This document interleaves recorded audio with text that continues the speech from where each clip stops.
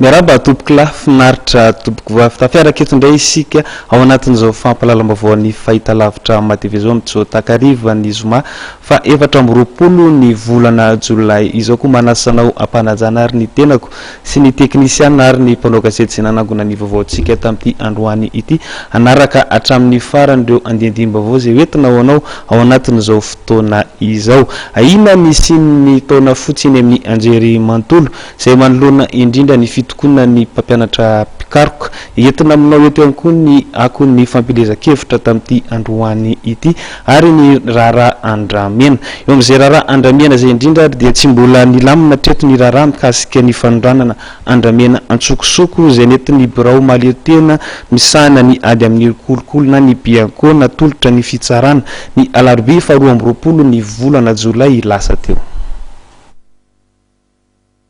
Tsy mbola milamina treto ny Rara momba ny fanondranana Andramena tsokosoko izay nentin'ny birao mahaleo-tena misahana ny ady amin'ny kolokolo na ny bianco natolotra ny fitsarana ny alarobia 22 volana jolay lasa teo. Androany maraina dia nampafantatra ny mpanao gazety lehibe ny fampanoavana eo anivon'ny fitsarana ambony momba ity Rara ity. Araka ny fanazavana netiny dia tsy mbola nohenona ny ministeran'ny tontolo iainana sy ny ala izay tokony andraikitra voalohany ary izay tokony hijoro-pitory araka ny voafaritry ny lalàna. Raha ny nambaran'Andriamatoa Jacques Randrenasolo dia ny ministeran'ny tontolo iainana no afaka mangataka ireo onitra samihafa amin'ny Rara toy itony. Noho izany dia naverina teny anivon'ny bianco ny Rara ahafahana manao famitorana lalindalina. Tsy mitombona zany voresaka zany satria mbola tsisy fanapahan-kevitra mihitsy ny raisiny fitsarana fa hitanay fa misy tsy auditionnaire ny premier responsable ny ao amin'ny environnement dia naveriny parquet any amin'ny bianco ny dossier mba ino satria amin'ny Rara toy farenjehana fantokian-dalàna momba ny ala toy ireny dia ny zareo ny partie civile afaka mangataka onitra ka gaga andro zay amin'ny fanazavan'ny deuxième bianco satria ohatran'ny plus ou moins tafahoatra ny teniny zay ngamba ny azoko mibara fa tsy mbola misy an'izany hoe fanapakevitra ndraisin'izany Rara zany dia mbola averina amin'ireo dia tsy maintsy mbola mi-auditionner andreo olo ireo izy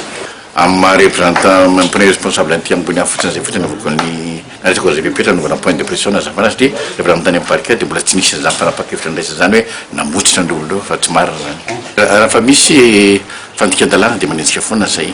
saingy amin'ity zany tena zavatra tena lehibe indrindra tokony le mpitoro mihitsy ny tsy nenona zay namerena azy nefa mpitoro manana ny tokony ambarana izy d'autant plus